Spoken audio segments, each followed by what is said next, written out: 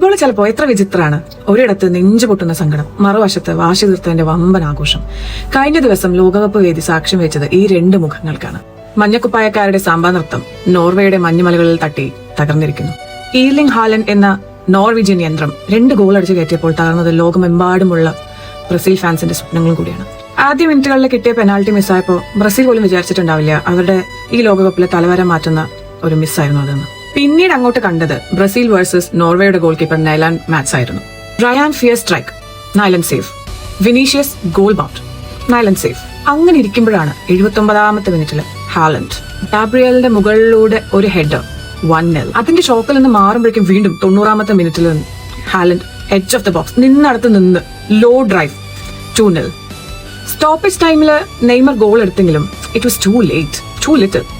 Neymar പിച്ചിൽ സ്ലംഡായി. Brazil ടീമിൽ കരിയർ തുടങ്ങിയ ആ സെയിം സ്റ്റേഡിയത്തിൽ 16 വർഷങ്ങൾക്ക് ശേഷം 80ഓളം ഗോളുകൾക്ക് ശേഷം കണ്ണീരോടെ പര്യവസാനമായി.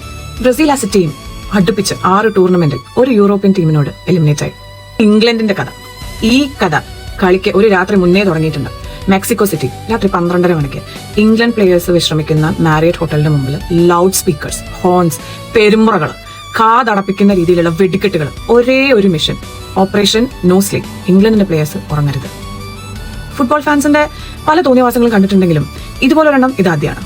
മത്സരം തുടങ്ങി.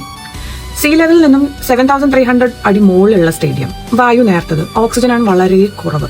ആ അന്തരീക്ഷവുമായിട്ട് പരിചയമില്ലാത്തവർക്ക് വരുന്ന ശ്വാസം മുട്ടല്, തലവേദന, ക്ഷീണം, പിന്നെ പോരാത്തതിന് തലേദിവസത്തെ മെക്സിക്കൻ ഫാൻസിന്റെ ശിക്ഷയും. ക്ഷീണിച്ച് വരുന്ന പ്ലേയേഴ്സ് എന്ന് മെക്സിക്കോ ടീം കരുതി. പക്ഷെ ഉറക്കം മുടങ്ങിയ സിംഹങ്ങൾ എത്ര അപകടകാരികളാണെന്നുള്ളത് അവർക്ക് മനസ്സിലായിട്ടുണ്ടാകുന്നില്ല. 36ാമത്തെ മിനിറ്റിൽ ഞാൻ വിചാരിച്ച പോലെ തന്നെ സാക്കയുടെ ക്രോസ്, ബെല്ലിംഗം ഹെഡർ 1-0. വെറും 98 സെക്കൻഡുകൾക്ക് ശേഷം Kane ball wide to Bellingham, Bellingham beyond the defence, കെയ്നിന്റെ back cross, Bellingham tap in 2-0. Satisfaction peak level. മെക്സിക്കോയുടെ കിനിയോനെസ് ഹാഫ് ടൈമിന് മുമ്പ് ഒരു ഗോൾ. സെക്കൻഡ് ഹാഫില് 54ാമത്തെ മിനിറ്റില് ക്വാൻസായ്ക്ക് റെഡ് കാർഡ് കിട്ടി. അങ്ങനെ ഇംഗ്ലണ്ട് 10 മാൻ സ്ക്വാഡായിട്ട് ചുരുങ്ങി. ശരിക്കും പറയുകയാണെങ്കിൽ ഈ ഒരു അവസ്ഥയിൽ കളി ഫോൾഡ് ആവേണ്ടതാണ്. പക്ഷെ കളിക്ക് രസം പിടിച്ചു വന്നു. Kane penalty 3-1. മെക്സിക്കോയുടെ Jimenez penalty 2-3. Mexico onslaught, wave after wave, Pickford, Spence, Burn, ഇംഗ്ലണ്ടിലെ എല്ലാ പ്ലേയേഴ്സിനെയും ബോഡി ബ്ലോക്ക്.